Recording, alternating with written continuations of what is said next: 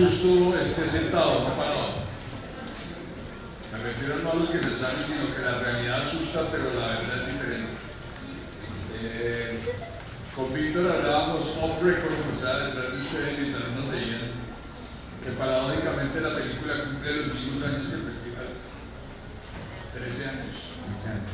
Y la pregunta que la vamos a hacer a ustedes, en lugar de ponernos a decir mentiras, sino que mejor escuchamos las mentiras de ustedes y su reacción, es sumamos y restamos, ¿no? Los actores son importantes, hay escenas interesantes, y si miramos no solamente la actuación sino la historia, cualquier parecido con la realidad creo que no ha cambiado, está más larga que antes. Ya tenemos que traer. ¿Quieres comentar algo? Bueno, esta es una historia, ahora viéndola, ¿cierto? Viendo los pedazos, esta es una historia que le pasó a un amigo mío que cada que recuerdo que estábamos haciendo la vendedora de rosas y él nos acompañó mucho al rodaje. Entonces nosotros veíamos material y dormíamos en una oficina, y el hombre, es impresionante las pesadillas que él tenía. Él se dormía en un sofá y de pronto a mitad de la noche era gritando, desesperado, gritando, y fue efecto, pues después de que yo hablo con él me cuenta toda esta historia, le pasó toda esta historia y quedó traumatizado, se le dañó el matrimonio. El hombre ahora está mejor, pero esta historia lo destrozó completamente. El guión es la historia de él, la historia la escribimos él y yo. Yo tenía ganas como de hacer algo sobre narcotráfico, sobre mafia. En general los cineastas de mi generación, no sé los de ahora, pero somos muy aficionados, digamos, nos gustan mucho las películas de mafia, de Scorsese, de Los Muchachos, El Padrino, todas las grandes películas. Entonces yo les decía a mis amigos, hagamos una película para que dejemos los recuerdos de lo que nos pasó a nosotros en los años 80 en Medellín. Entonces él y yo nos sentamos a recordar toda esta historia. Y él fue, digamos, como el dueño de una empresa de video donde todos trabajamos. Y yo me acuerdo que cuando yo estaba empezando, digamos, a hacer mis primeros cortos y demás, entonces me llamó un amigo del colegio y me lo presentó a él, y me presentó también a una señora, y año 82, 86, 82, y yo sabía que la plata que hizo la empresa de nosotros venía de narcotráfico. Yo sabía, todos sabíamos. La otra señora que era la directora de una sucursal de un banco, también la plata venía de narcotráfico y todo. O sea, era una época donde todo el mundo admitía el narcotráfico. Sabía que eso era así. Los pintores amigos míos estaban felices porque les compraban los cuadros carísimos. El narcotráfico, es decir, en mi familia también había una prima que se enamoró se casó, digamos, con el contador de los Ochoas. Y Margarita de Ochoa. ¿Ah? La de la Margarita. Sí, la familia de los Ochoa, hermano. La familia de los Ochoa era una familia muy cerca de Pablo Escobar, pero que tenía muchas relaciones con mucha gente. Yo recuerdo que un amigo mío, poeta, un gran poeta, Alberto Vélez, estaba casado con una mujer muy bella, que había sido modelo, que era la cuñada de los Ochoa. Entonces nosotros hablábamos con este man y le preguntábamos, contanos pues cómo es eso allá, cómo es cuando iban a la finca de San Sebastián, esas fincas famosas de los Ochoa. O sea, hubo unos años en donde la sociedad como que no reaccionaba. O sea, todo el mundo, ¿cierto?, entendía que estos capos aparecían en todas partes. Cada rato pasaba uno por una calle y había una gente haciendo fila en unas casas viejas del poblado, haciendo fila porque había un capo regalando plata. Yo una vez en una fiesta, por ejemplo, yo presenté un corto, yo estaba empezando, presenté un corto que se llamaba El Balón Rojo, creo. Y entonces, en el corto, pues, en una fiesta, de pronto conocí a un dueño, también un director de un banco, pues, el Banco de Occidente, y me dijo, pasa mañana por la oficina. Entonces, yo pasé por la oficina y me dijo, ¿qué tal? Bajamos de la oficina. cine, llegamos a una casa y una cantidad de gente haciendo una fila. Yo esa secuencia la había rodeado para la película, pero al fin no la metimos. Y yo recuerdo que yo llegué y este man le dijo, este man hace cine. Entonces no me invitó ni nada, y hizo un cheque de 50.000 pesos y me lo regaló. Con eso le hice una película. O sea, lo que les quiero decir es que en esa época la ciudad estaba en una luna de miel con el narcotráfico. Esas son las sumas de la película, las sumas. Son las sumas y después vienen las restas. Y después vienen las restas, ¿cierto? Las restas es, ya yo hablando con mi amigo, realmente el hombre lo secuestra el socio, y entonces nos reunimos a conversar, a tratar de entender por qué, hasta que en algún momento me dijo que no había ido al entierro del hermano del socio, ¿cierto? Y entonces ahí fue que descubrimos que eso lo había condenado, no haber ido a ese entierro. El hombre se enamoró de él, le cogió la bronca y lo secuestró y le robó toda la plata que el hombre tenía. Es el personaje de Santiago de la película. Sí, es Santiago. Oiga, lo que yo quería era como hacer como quien dice una historia de esas dos ciudades, la ciudad, digamos, legal, ¿cierto?, que representa el ingeniero, y la ciudad ilegal que es representada por este traqueto, y la idea era ver qué iba, porque yo recuerdo que en esos años todos pensábamos que todo iba muy bien, que esa evolución del narcotráfico tenía como un sentido positivo, que la riqueza de pronto ya estaba llegando a gente que nunca soñó que iba a llegar a tener plata, y como que las noches de Medellín en esos años eran unas fiestas inagotables, en donde uno conocía gente que venía de unos estratos con una experiencia muy distinta. Uno venía a estudiar en la universidad, clase media, y encontraba con unos tipos, toda la noche hablaba con unos tipos que tenían una experiencia muy distinta. Entonces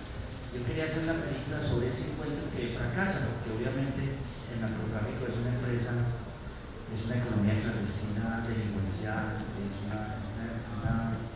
un proceso, digámoslo, de violencia. El narcotráfico es delincuencia, entonces por lo tanto no se puede esperar nada. Pero se logró hacer. Y se logró mantener. Se logró, digámoslo, la cicatriz de Medellín.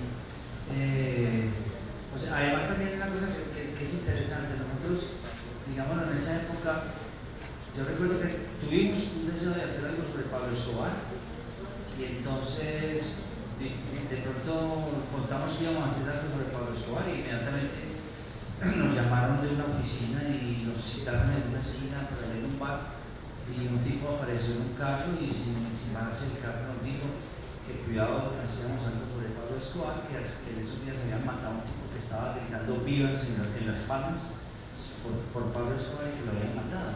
Entonces, como quien dice, nos prohibieron. Entonces estuvo muy bien, porque entonces cogimos el narcotráfico desde ese punto medio del traqueto normal, del traqueto pequeño, del cocinero pequeño. O sea, no nos metimos en el mito de Pablo Escobar, y yo creo que lo interesante es que el narcotráfico, digámoslo, Pablo Escobar es un personaje de narcotráfico, pero el narcotráfico tuvo muchos Pablo Escobares.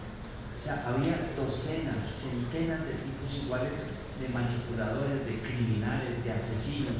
Esa conciencia del terrorismo no era solamente de Pablo Escobar, era de todo estamento. Había oficinas por todos lados, yo recuerdo que yo vivía en un barrio San Joaquín, donde habíamos hecho la vendedora de rosas, y yo recuerdo que eso era lleno todo el día. Nosotros vivíamos encima de un bar que se llamaba Barrio Tuca. Entonces vivíamos ahí bebiendo, tomando cervezas, y eso era lleno de narcos todo el tiempo, todos esos 70, y todos eran unos tipos muy amados, muy chéveres, que de pronto se transformaban en unos monstruos. O sea, la idea de que Pablo Escobar creó un narcotráfico y todo eso es pura paja.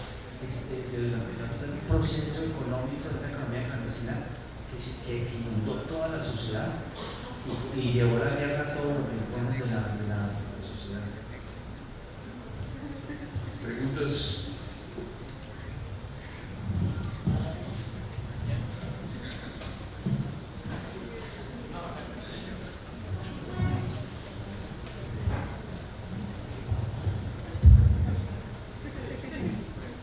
Buenas noches. Va a hablar el profesor Alejandro Rivera. Es que tiene 30 años metido ahí. Cuando yo era muchacho, yo no la conocí la droga. No la conocí, yo estoy en el Pinillo, en Monpós, y la generación mía no la conoció. Me fui para la Universidad de Tunja, la UPTC, enamorado, fiesta, baile. Pero yo no conocí la droga, ni la quiero conocer. La pregunta mía es: ¿qué es lo que pasa ahora? ¿Qué es lo que está pasando con los estudiantes? Con las universidades. Las universidades donde no funciona la droga no es una universidad. Y eso se convirtió en un negocio. Y mientras que Estados Unidos y Europa sean los grandes consumidores, este negocio no se va a acabar aquí en Colombia. Gracias.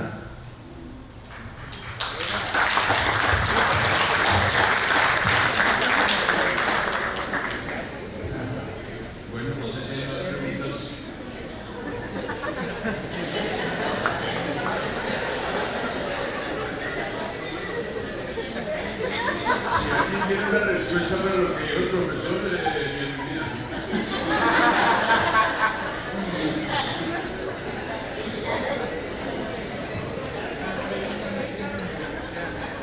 El profesor ya se fue por la verdad.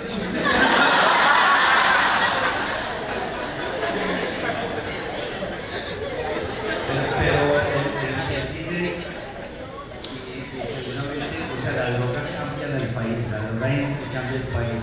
No solo el tráfico, sino obviamente el consumo. Ustedes ven que la película tiene, cuando estábamos haciendo el guión, nosotros discutíamos si la película era una película de narcotráfico o era también una película sobre el consumo. Ustedes ven que la película al comienzo, estos tipos meten perico y cocaína todo el tiempo.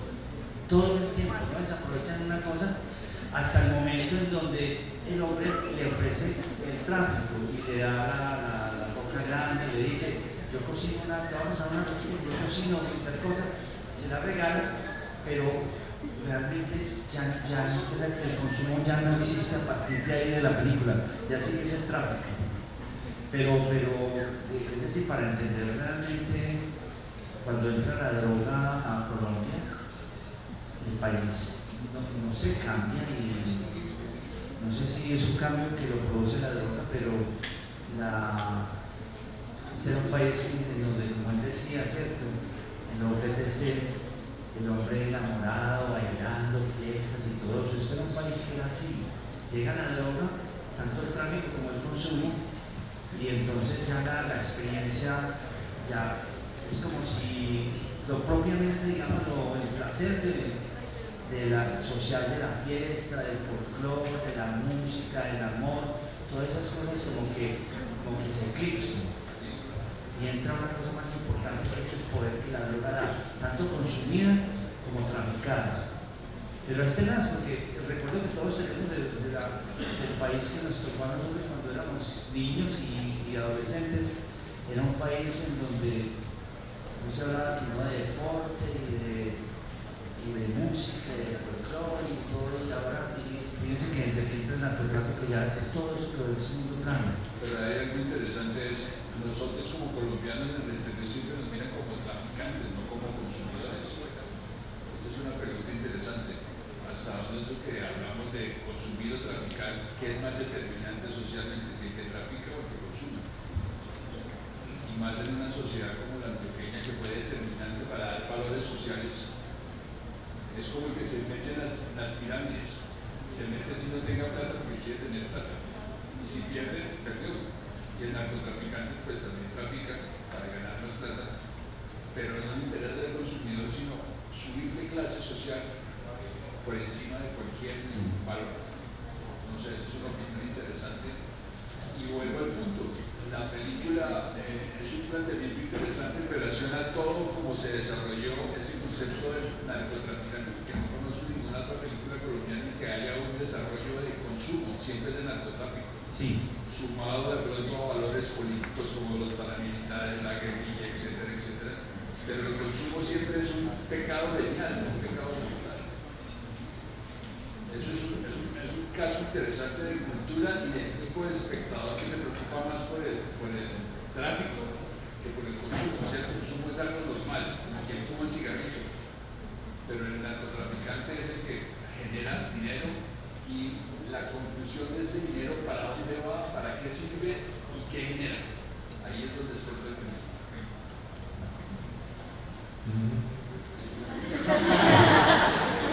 Lo digo en el sentido de que si ustedes ven una película gringa, un Tarantino o un Spike meten perico como si fuera maicena, pero no hablan de narcotráfico. Nosotros sí. En Goodfellas de Martin Scorsese, el loco ese de Ray Liotta viene una pencada con ese helicóptero en la parte final, pero no hablan del narcotraficante, sino del consumo. Es lo inverso en términos cinematográficos. Pero son como dos caras de una misma moneda. O sea, el tráfico de droga es una economía de sangre, ¿cierto? Como es una economía, digamos, clandestina, es una economía de sangre. En el momento en que la empresa, el narcotraficante tiene un problema, inmediatamente trata de buscarle la solución a través de un torcido, lo que ocurre ahí. O sea, es una economía de puros torcidos, de puras traiciones, de pura sangre, de pura violencia. Es como un terrorismo. Y el perico y la cocaína consumida es también como una especie de autoterrorismo. Porque ustedes ven que la gente cuando se embala, lo que produce es como una paranoia. Entonces consumida es terrorismo y traficada es terrorismo también. ¿Sabes qué me hace acordar de Pernía haciendo la serie esa de Popeye, la otra? Que necesita meter perico para justificar que es narcotraficante. Pero nosotros aceptamos que meta perico para generar un valor de violencia y de tráfico. Sin eso no habría ese remedio. Es como hacer un chocolate y esperar a que llegue para podérselo tomar, porque no se puede tomar crudo. Entonces el tipo mete primero el perico, para después decir que es macho que mandó 500 toneladas. Es un valor interesante de aplicar y la televisión se ha encargado de darle más sentido a eso. El cine le abrió el camino para que la televisión lo hiciera más cotidiano. Los gringos en ese sentido son más morales.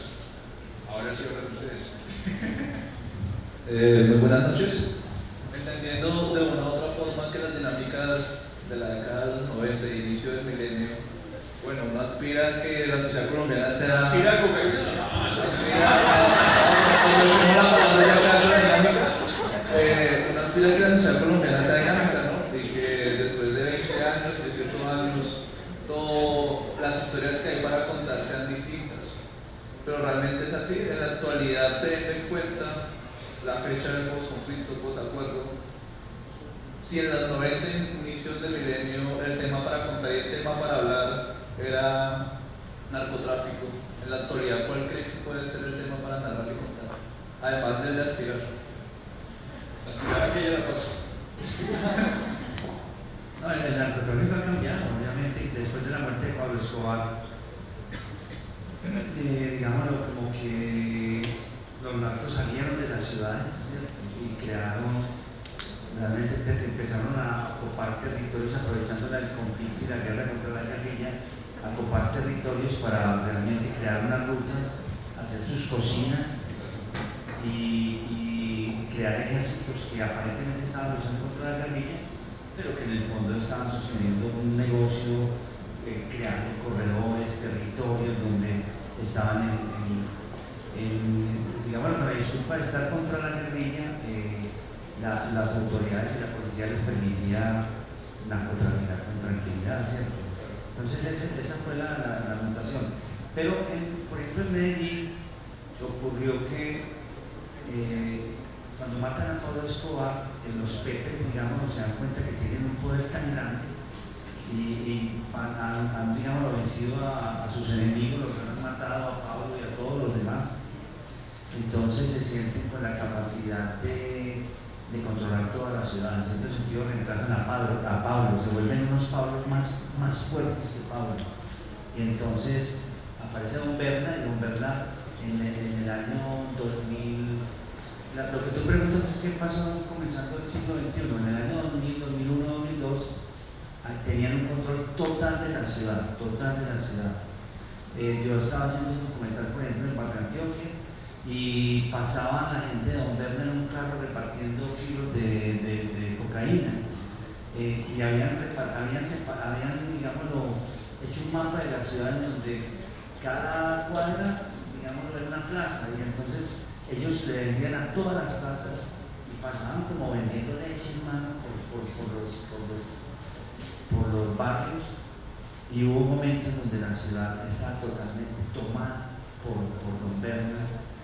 Entonces eso fue lo que ocurrió, o sea, ya, digámoslo, se olvidaron de mostrarse socialmente, de sobornar y de ostentar. Ya no necesitaban ostentar, sino que se retiraron a los barrios populares, se tomaron los barrios populares y se convirtieron en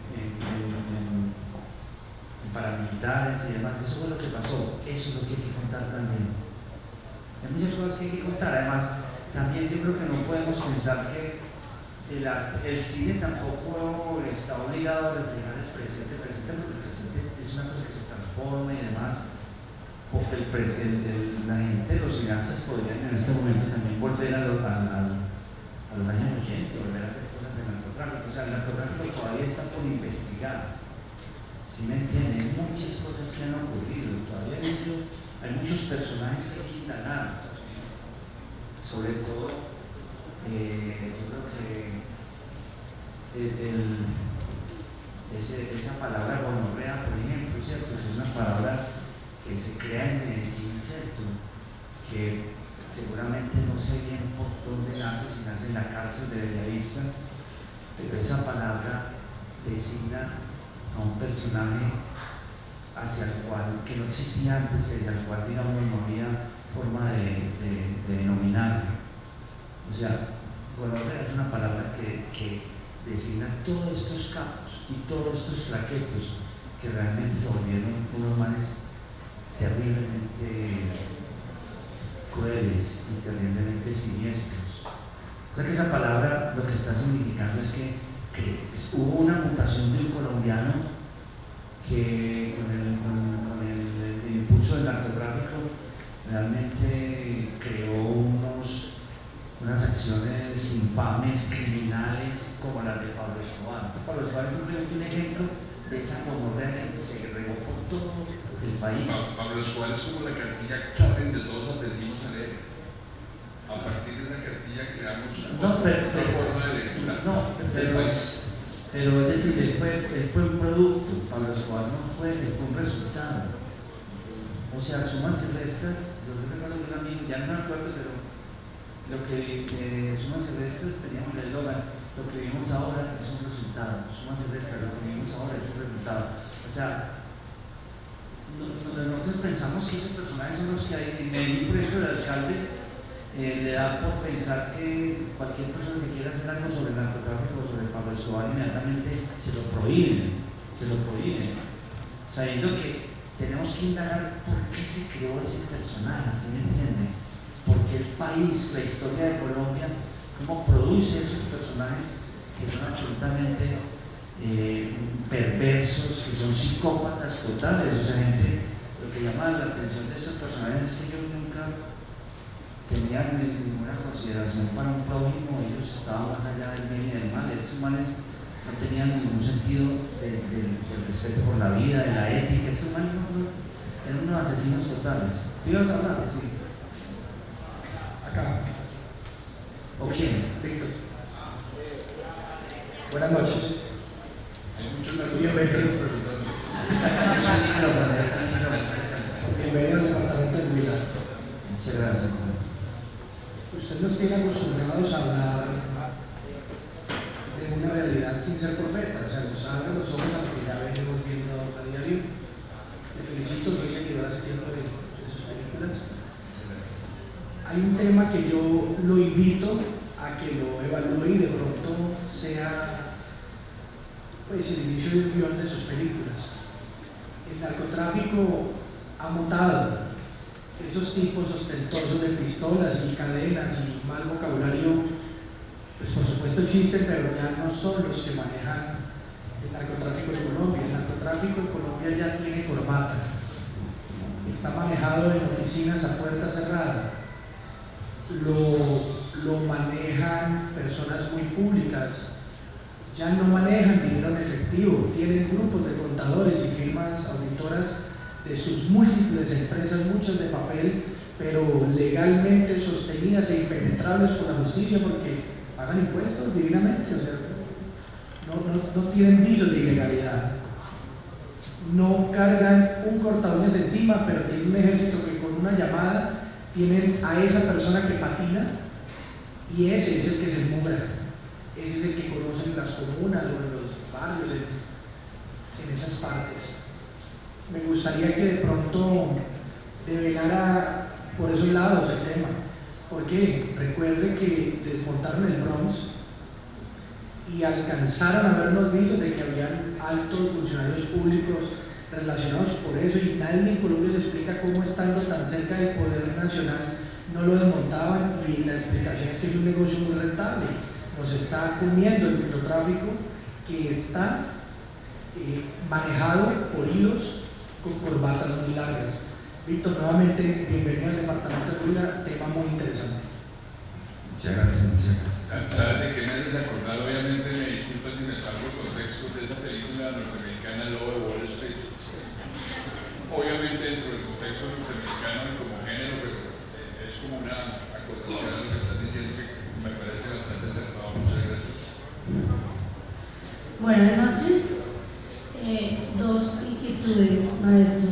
Una de la vendedora de rosas. Según lo que tengo entendido, de alguna manera la película rescató a esta niña, a este personaje, pero también, no sé si, o sea, creo que sé poco, por eso estoy preguntando, ¿no?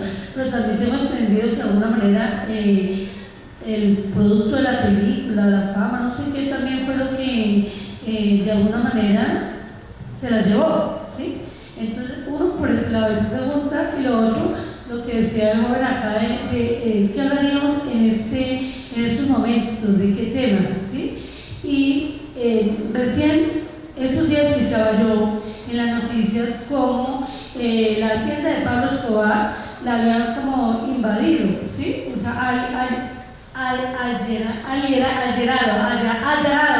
allanado, ¿sí? Y entonces yo decía, ¿cómo esta gente sigue teniendo poder? O sea, son delincuentes, pero ellos manejan las cosas de ellos y todo eso hasta ahora. Eso dice las noticias, pero pues como las noticias nunca dicen la verdad, entonces uno no sabe cómo se da cuenta ahí. Pero lo cierto es que hasta ahora la allanaron, pero ellos, según lo que yo percibo, eran los que manejaban todo, y pues era como entrar a un teatro y todo, tenían que pagar y ellos manejaban su cultura. Entonces, ahorita cuando usted decía que le dijeron que no hablara de Pablo Escobar, pues yo ya ellos tienen manipulado todo, quien habla de todo, manejan lo que decía el joven de ella también, sus negocios, ¿no? Tienen estos. Entonces, muchas gracias y bienvenido también a Camila. Hola, amigo.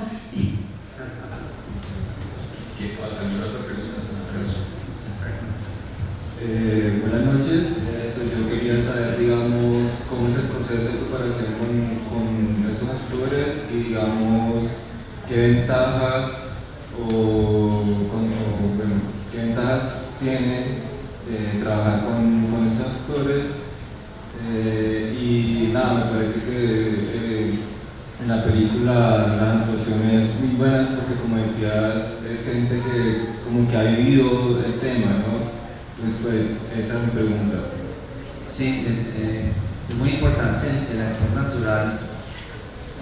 Es una persona que hay que escogerla, digámoslo, del mundo que pertenece al mismo universo de la película. En este caso, pues obviamente, cuando empezamos a hacer el casting, empezó a llegar gente que había estado en el narcotráfico, o sea, eso que había ocurrido 20 años antes, pero como el narcotráfico todavía continuó, cuando estábamos haciendo la película, el narcotráfico estaba todavía vivo, ¿cierto? Como está vivo hoy mismo.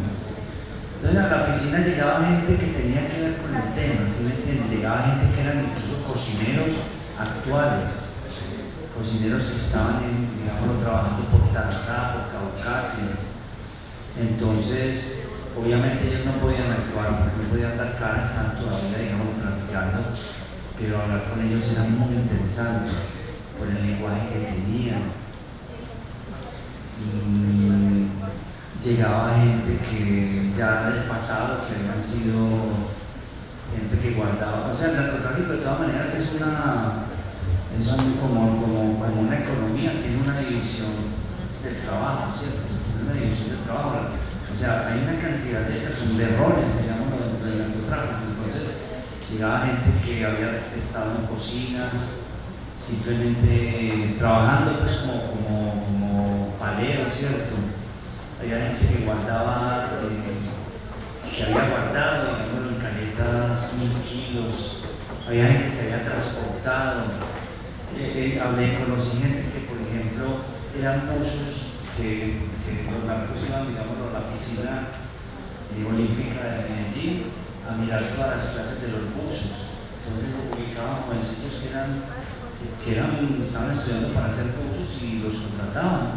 Y entonces era gente que pegaba 50, 100 kilos en las pruebas de los barcos, ¿cierto? En Cartagena, y viajaban a esperar los amberes a Europa, y allá mismo también se sumergían y los cogían. O sea, había de todo. Iban esposas de narcos a contarnos su vida, iban hijos de narcos, iban narcos mismos. Llegó una gente de Estados Unidos que hacía poco habían salido, habían pagado 15 años en Estados Unidos, gente que trabaja con los buzones, y entonces felices de que en la cárcel habían aprendido a hablar, porque la verdad es que cuando hablamos de todos estos narcos, estos maños no salían de puta partida, todas encuetando. Eso me parece tan exagerado ahí, era la forma como hablaba esta gente era todo el tiempo exaltados, insultando a la gente, tenían 2 o 3 palabras que fue tantas partidas y fue tanta gente en la oficina, iban sicarios, iba gente como por ejemplo el duende, ¿cierto? Que era un tipo que cada que se tomaba unos tragos y se metía unos pases, se ponía tan contento y hablaba como en una poesía toda rudimentaria. Y toda esa cosa, por ejemplo, de que tiraba una piedra y era feliz, toda esa cosa, lo viví yo con estos narcos. O sea, que en el fondo, esos son los actores naturales. Los actores naturales son como quien dice los que te revelan un universo. Tú vas a hacer una película de un universo, en este caso de los narcos. Tienes que saber quién te puede hablar desde adentro de ese universo. ¿Quién te puede actuar eso? De una manera, digámoslo, como lo hacen los actores naturales, porque los actores naturales tienen una forma de estar frente a la cámara, una forma que es muy particular. Yo no sabía bien describirla, pero al actor profesional se le nota muchas veces que algo se le nota que está actuando, ¿se me entiende? Algo se le nota que, mientras que el actor natural, como está improvisando, a él se le olvida que está actuando. Es como uno en la vida diaria, a veces uno se da cuenta que está actuando pues cuando está con alguien que, no sé, como que lo están mirando, le están tomando un examen o se siente uno muy torpe, pero por lo general uno no se da cuenta que está actuando, ¿no? Que está viviendo. Eso es lo que le pasa al actor natural. El actor natural no se siente que está actuando. Entonces lo importante es que provengan de esos mundos, de esos universos. Esos muchachos, por ejemplo, que secuestran a Santiago en la película, todos esos muchachos yo los conozco porque son piratas terrestres. Y usted sabe que la piratería terrestre tiene una modalidad en donde secuestran a los conductores. Hay un momento donde cogen a los conductores, los llevan por allá a una casa, los secuestran mediodía hasta que se roban toda la mercancía, ¿cierto? Y el camión lo dejan por ahí botado en alguna parte. Entonces esos muchachos todos son piratas terrestres, o sea, gente que ha secuestrado. Entonces yo hablaba con ellos y les preguntaba, muchachos, pero ustedes, pues, ¿de dónde nace, digamos, el deseo de secuestrar a alguien? Me decían, es que se le ve en la cara la plata que tiene, se le ve la plata que tiene, y se le ve que son unos tipos egoístas que no quieren compartirla con nadie. Entonces, por eso ellos le decían, tenemos la plata, que eso es lo que nos mueve en este mundo, la plata es lo que nos mueve en este mundo. Era la idea de ellos tan sencilla, pero esas frases dichas por ellos en la película tienen un sentido muy tremendo. En ese contexto en donde le dicen, tenemos la plata, hermano, eso es lo que nos mueve en este mundo. Entonces, en general, todos los personajes provienen de esos mundos. Entonces, el resultado es como una especie de retrato social.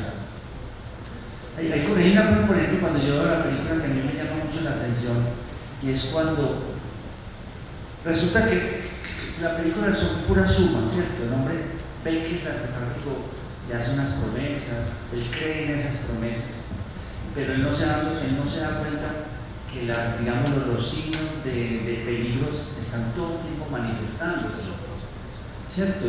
Por ejemplo, el amigo que se queda encerrado, digamos, sin darse cuenta por allá en ese cuarto de los filtros de la piscina, y que inmediatamente por la pellizquera cree que la DEA lo encerró y ya no conoce a nadie.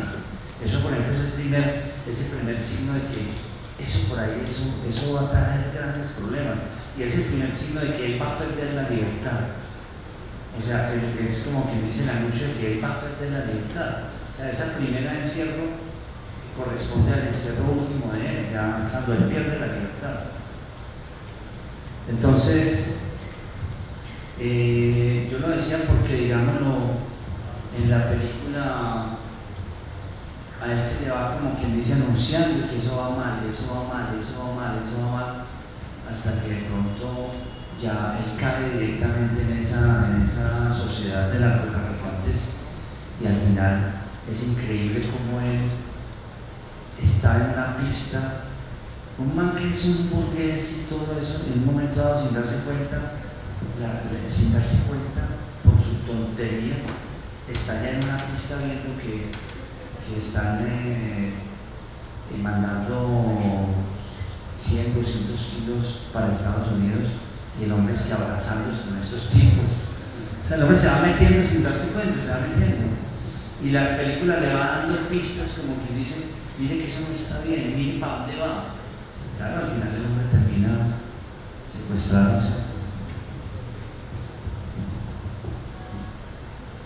Pero yo lo que les quería decir es una cosa, ustedes, por ejemplo, en Medellín, cuando nosotros estábamos en esa época, cada rato salía que habían matado a una gente en un barrio. Nadie sabía por qué era. O sea, la violencia se regaba por toda la ciudad. Entonces, yo cuando veo la película de algunas partes, me doy cuenta de dónde nace toda esa violencia, de estas oficinas de narcotráfico. Porque miren, y verán que cuando le matan al hermano, de pronto esos tipos van en un campero, se bajan por ahí en un lote, atraviesan un puente a oscuras, van y hacen una masacre en una heladería, y después se devuelven corriendo todos felices por ese puente, y uno dice, ¿de dónde salió todo eso? Como que dice, nosotros todos ninguno sabíamos de dónde salió todo eso. Yo quería mostrar en la película de dónde sale todo eso. Eso nace de esas oficinas de narcotráfico. ¿Qué ibas a preguntar? Por acá.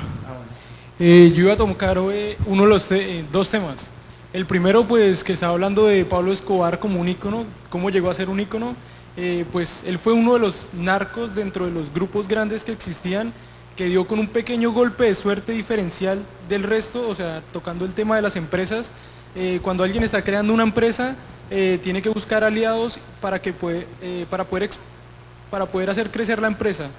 Pablo Escobar era uno de esos miles narcotraficantes que tenía su pequeño negocio, y pues un día cayó a la cárcel y dio con políticos. Y ahí fue donde dio el boom de su imagen, ya que consiguió unos buenos aliados que lo pudieron llevar, pues, como decir así, a la fama.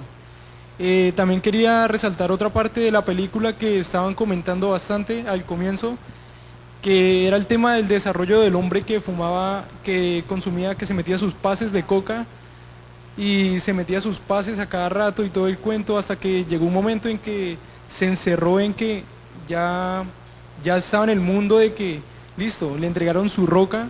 En el momento en que él miró la roca, él dijo, ya lo mío no es consumir porque yo ya soy el que voy a proveer el producto, yo ya soy el que lo tengo. O sea, se empoderó tanto del mismo producto que lo empezó a dejar, o en la película se resaltó de que lo empezó a dejar aparte y lo empezó a tratar como un negocio y ya no como un producto de consumo. Porque, como dice el dicho, la clase pobre trabaja y los ricos consumen y la clase pobre trabaja. Es decir, él se empoderó tanto en el hecho de trabajar lo que hizo, lo abandonó el tema del consumo. Hay algo en Colombia que se ve bastante, que es el tema de la legalización de la marihuana. Las personas están como en ese mundo de que la marihuana es algo como con un tabú, que en el momento, digámoslo así, que la legalicen ya va a tener como ese mundo tan grande que, o sea, que simplemente la van a dejar como a un lado, así como se notaba en la película. Y nada, eso. Gracias.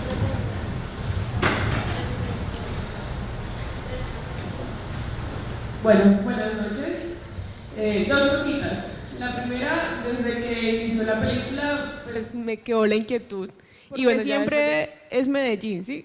Sabemos que es el fenómeno de Pablo Escobar, sabemos que es todo el conflicto, todo el fenómeno del narcotráfico, pero ¿por qué no dar una mirada a otra parte del país?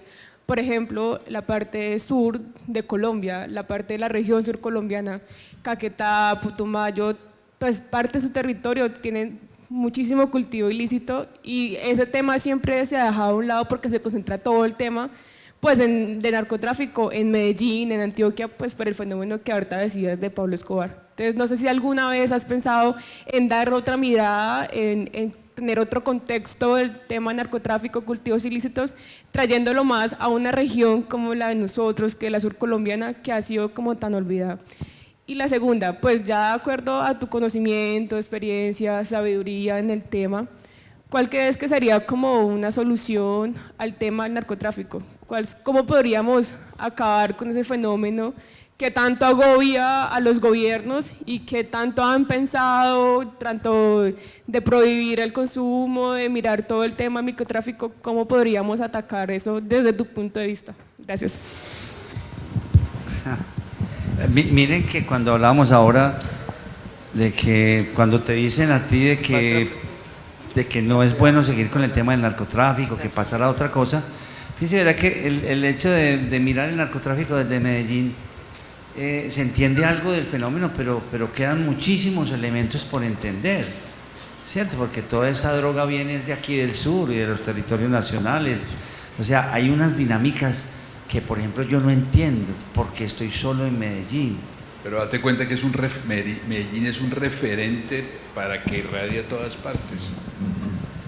Es un proceso de un momento histórico y social que solo se da en Medellín, no se da en otras partes.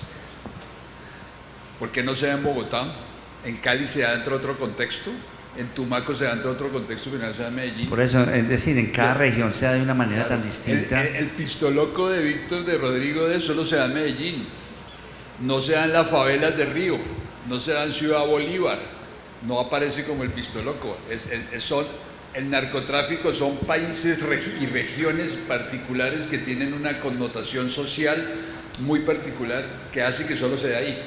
Hasta la forma de matar.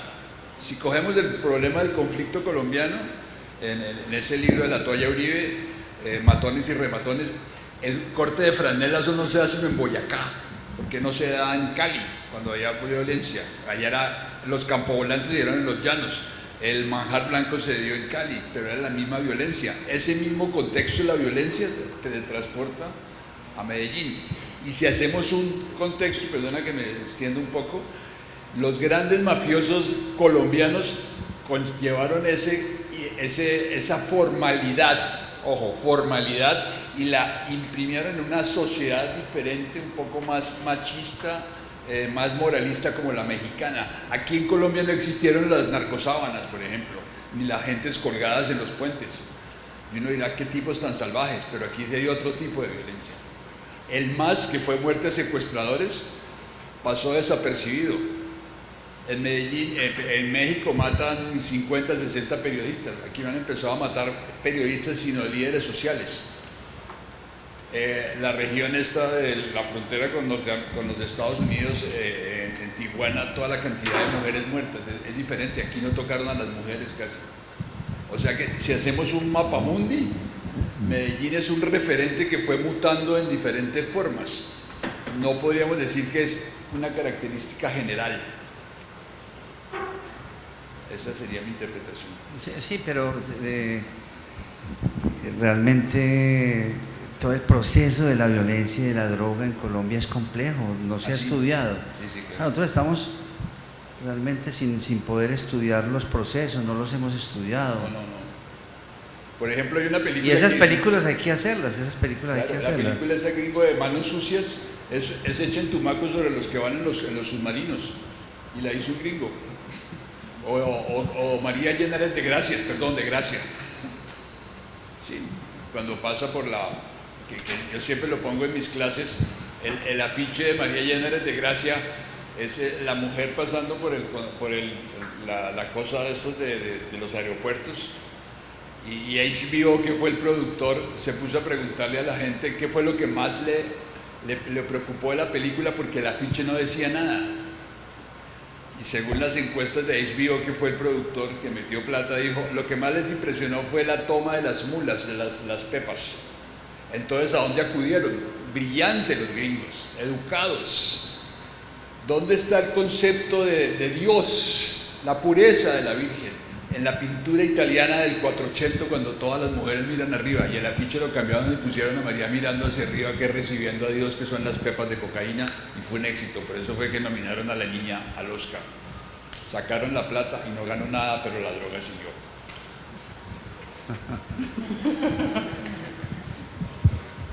Sí, son muchas cosas, es imposible tener un espectro. Pero eso quiere decir que el cine tiene mucho que hacer con el tema. Sí, claro. O sea, aquí realmente la complejidad de este país, lo que la gente le ha tocado vivir en estos territorios, eso, yo creo que se necesitan cineastas. O sea, yo porque soy de Medellín, ¿sí me entiendes? Soy de Medellín, es lo que yo conozco, pero habría que hacer muchas cosas interesantes que vinculen a Medellín con todos los otros territorios, ¿cierto? Pero, por ejemplo, eso me hace pensar de la última película de Ciro Guerra, Pájaros de Verano. Realmente el punto está en la novela de esta niña Restrepo, Leopardos al Amanecer, y en la famosísima disputa de familias guajiras por una chiva que eran los Valdeblanques con otros que mataron hasta 5 generaciones. Los Cárdenas y los Valdeblanques. Pero desafortunadamente Ciro se fue por la estética, la técnica, poniendo a la modelo esta que baile la cosa esta guayú.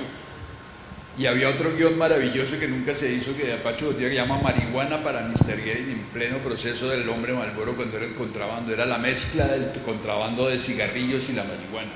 Ahí es donde estaba el verdadero país. No es mostrar la niña muy linda con ese haciendo el baile, ni una cantidad de tipos disparando para decir que tenemos buenos efectos especiales. Esa es una buena pregunta. ¿Hasta dónde la moral de los directores es real con lo que está sucediendo para tomar no partido cinematográfico, sino partido de cineasta?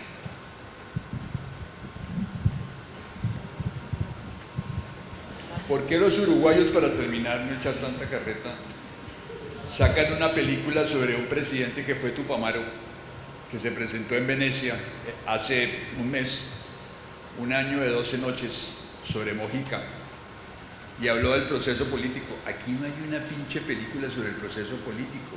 Anoche veíamos a Ciro y yo, pero era Ciro y yo, no el problema político. Ciro nos contó su problema político desde su punto de vista, pero no lo entendemos nosotros como un proceso general de todo lo que pasó. Ojo ahí. Bueno, hola, buenas noches. Yo soy Carla, soy ingeniera química en la Universidad Nacional y definitivamente la película plasma la realidad de muchos profesionales en el país, donde las ofertas laborales en realidad no son muy seductoras. Te piden un perfil que es muy complejo cumplir, el rol que te piden es extracto de sudor de unicornio, entonces pues en realidad son cosas muy complejas de cumplir y bueno, la remuneración tampoco es que sea muy alentadora. Pero entonces también te ofrecen la propuesta proveniente del monte, un laboratorio, te lo pintan como el trabajo de tus sueños y es solamente hacer cristales y no necesariamente los que uno tiene en la casa para servir el jugo. Y entonces llega un punto muy coyuntural en la vida de uno. Bueno, Santiago tenía una familia, otros tienen deudas como la del ICETEX y todos tenemos sueños.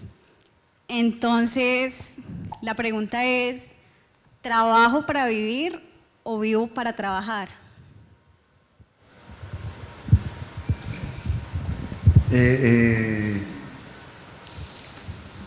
Tú has tenido, conoces de ese tipo de tentaciones, ese tipo de ofertas, ¿sí? Imagínate, o sea, eso es todo. Lo que pienso yo también es que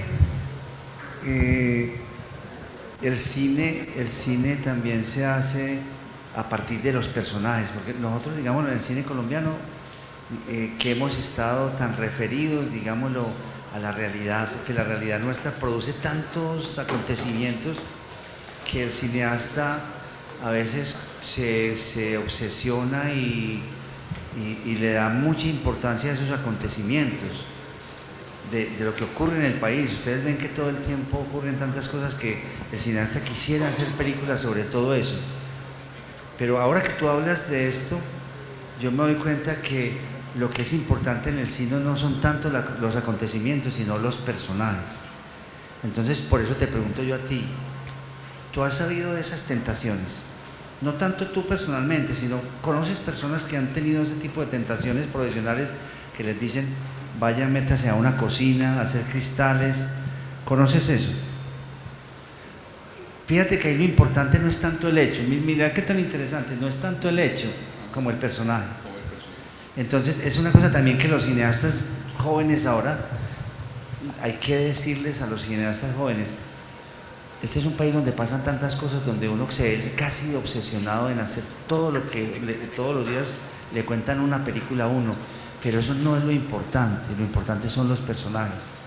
Entonces si pudiéramos hacer películas en donde pudiéramos meternos dentro de los personajes, ¿cierto?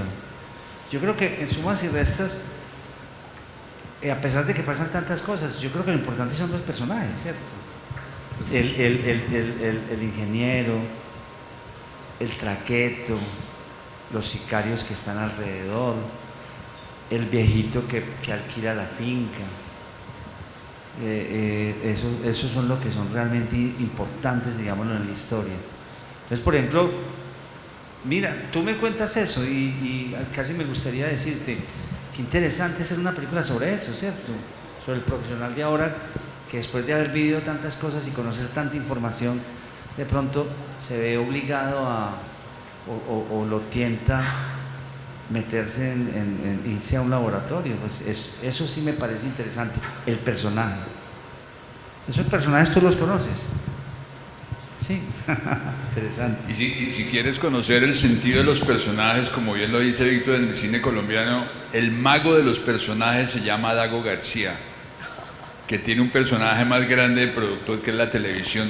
Todo el mundo se ríe porque se siente representado en esos personajes, más no en las acciones que hacen esos personajes. Ojo.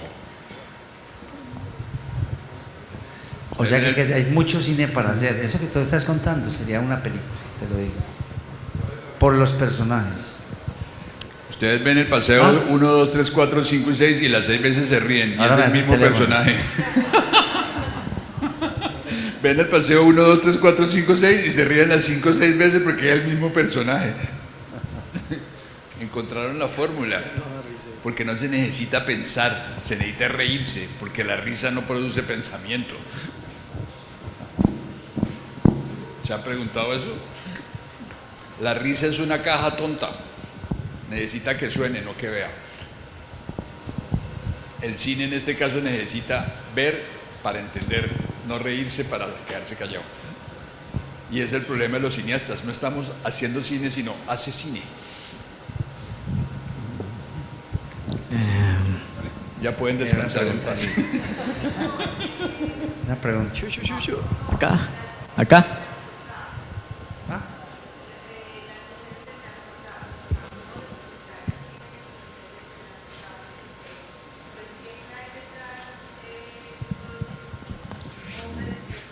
Yo le pongo el micrófono ahí, te lo traigo.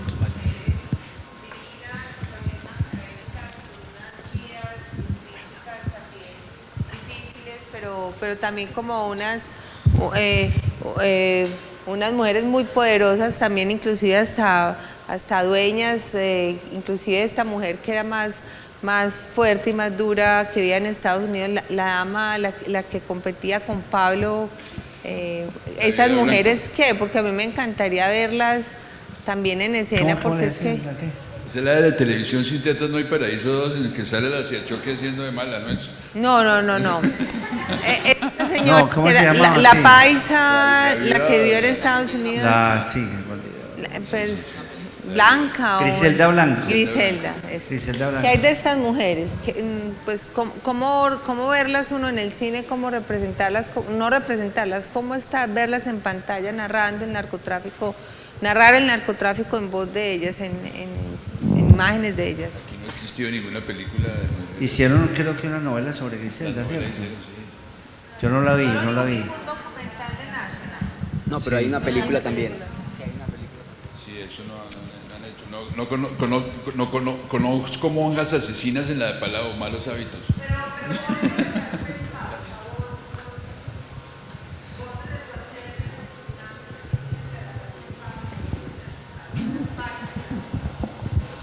Entiendo que son iguales a los hombres de ambiciosas y de crueles y de frías y todo.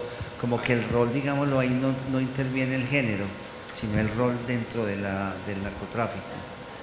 Igualmente obsesionadas por el poder, asesinas como hombres. En ese sentido, creo yo que no interviene el género, creo. Yo te mandaría a ver la película de Oliver Stone sobre los dos tipos que negocian marihuana en California, que actúa Salma Hayek y este loco, el mexicano gringo puertorriqueño, que es la vieja que maneja toda la droga y le secuestran a la hija. ¿Cómo es que se llama? Bueno, es de Oliver Stone, de las últimas películas de Oliver Stone. La Salma Hayek anda con un caballo maravilloso blanco en México, le secuestran a la hija y bueno. Creo que Hollywood lo ha hecho mejor que nosotros.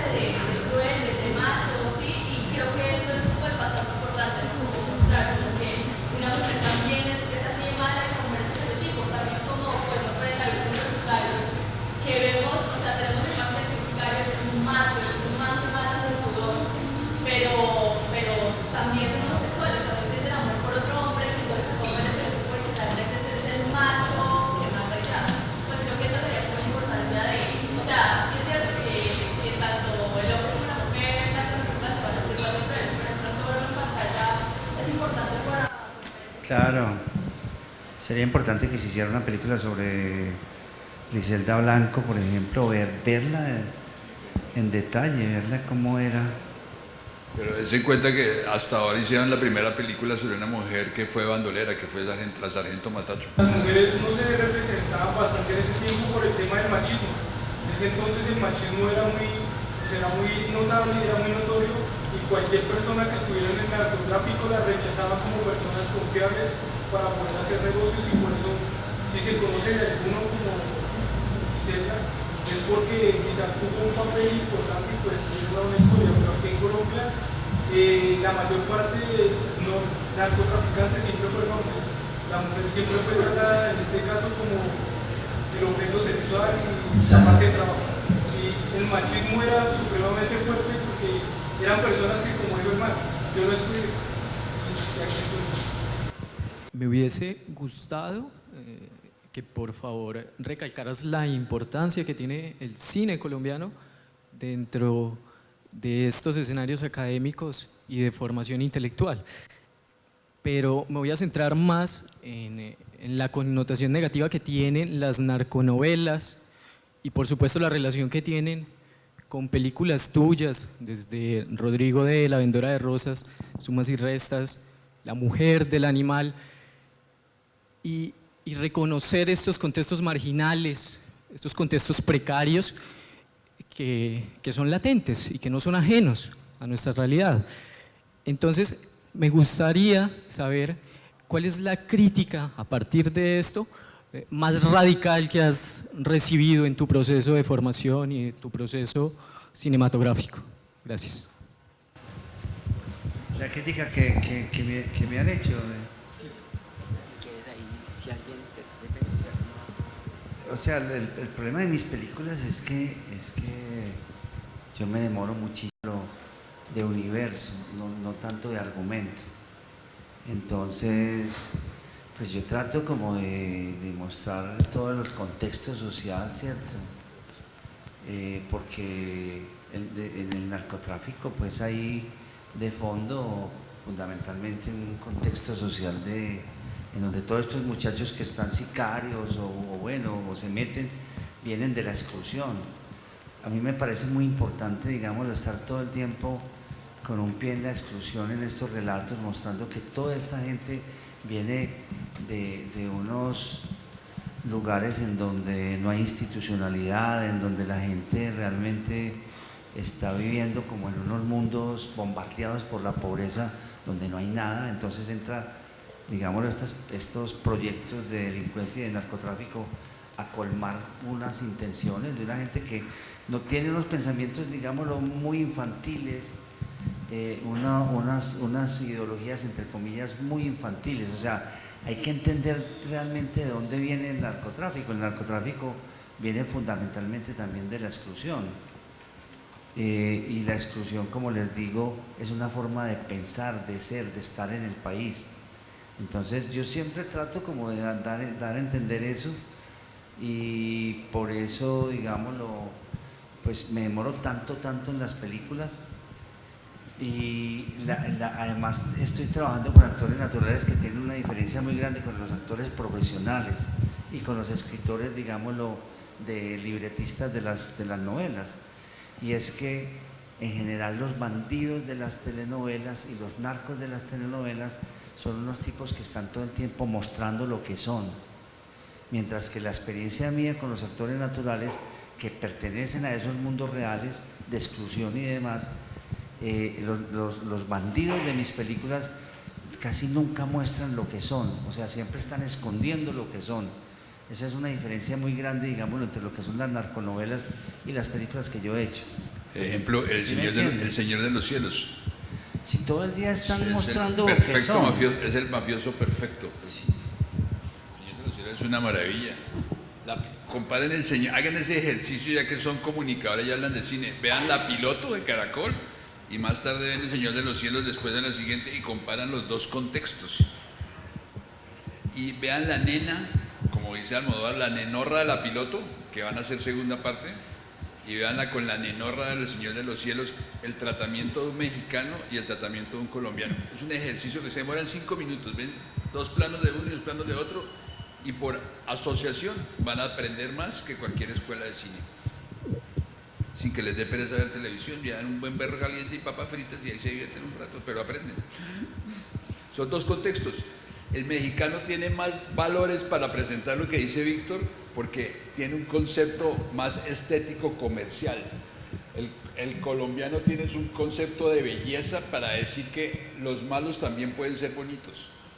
Y los de Víctor son personajes naturales que son tan naturales que uno no se atreve a decir por qué son así, porque nunca va a entender por qué son así. Porque actúan de una manera tan ingenua que no necesitan aprenderse un parlamento. Mientras que los otros tienen marcados todos los movimientos, la forma de vestir, la forma de moverse, el diálogo, la forma de peinarse, porque es un código ya establecido por la televisión. No encontrar personajes naturales ni en su uso en televisión. Lleve un personaje de Víctor a la televisión, la gente apaga los 2 minutos, hace zapping, no se puede ver. O sea, la dimensión que le da el cine a los personajes de Víctor son los personajes que encontraban los italianos en el neorrealismo cuando se dieron cuenta que no tenían plata y necesitaban seguir haciendo una industria. Los vaqueros en Hollywood eran tan perfectos que la gente quería ser como los vaqueros hasta que llegaban los italianos y llevaban los espaguetis y los pusieron cochinos, como Clint Eastwood, y crearon toda una propuesta. Pero usted nunca va a ver un vaquero sucio en televisión porque se ve mal. Lassie siempre está peinada y es un perro, nunca se ensucia. James Bond nunca se despeina, mientras que en el cine sí. En televisión es imposible que se despeine, porque es otro código de apreciación. La caja idiota, la tía Victoria, la TV, no le permite ver sino un borde, no le permite ver todo lo que da la pantalla del cine. Ahí está el concepto del lenguaje, el concepto de los códigos y cómo se trabajan los personajes. Buenas noches. Por aquí. Bueno. Primero que todo, pues darle la bienvenida. Creo que terminamos contigo porque aquí ya hicieron coquitos. Y en segunda instancia, ahorita que ustedes toman, por ejemplo, lo del personaje, cuando usted le evidenciaba a la señorita que lo más importante para usted en las historias son los personajes, es mirar cómo a través, digamos, del contexto social suyo que vivió en Medellín, y mirar las historias de estos personajes a través de sus ojos es bastante natural porque fue su contexto social. Particularmente en mi caso particular, cuando yo veo, por ejemplo, hoy la película, que es la primera vez que la veo, y en el caso cuando vi La Mujer del Animal, que también la emitieron aquí en la Universidad Surcolombiana, y a lo referente en que usted hace, digamos, de que este tipo de personajes cuando se ven en la televisión son el zapping, es porque todavía no nos concentramos desde las miradas de que estas son nuestras realidades, ¿sí? Y mirar esas realidades de pronto chocan, y no reconocer esa realidad. Yo creería que reconocer esas realidades es cuando también hablamos de estudiar el conflicto, es reconocernos y también humanizarnos, porque cuando nos humanizamos podemos generar ese cambio que queremos cultural, ¿sí? Esa cultura tan digamos contaminada, permeada que dejó también el narcotráfico, porque por ejemplo, hagamos una comparación, cuando vemos Cóndores no matan todos los días, este personaje mata y dice que es en pro de las buenas costumbres, ¿sí? Por los principios. Principios. Sí. Hablábamos de una cuestión de principios. Cuando permea el narcotráfico, se viene toda esta avalancha de violencia, naturalizamos la violencia. Y es cuando nuestra cultura cambió y naturalizamos todo este tipo de actitudes, que es, digamos, a mí me parece algo irónico que, digamos, evidencia una imagen que para mí es a mi vista y porque mi contexto social fue muy diferente.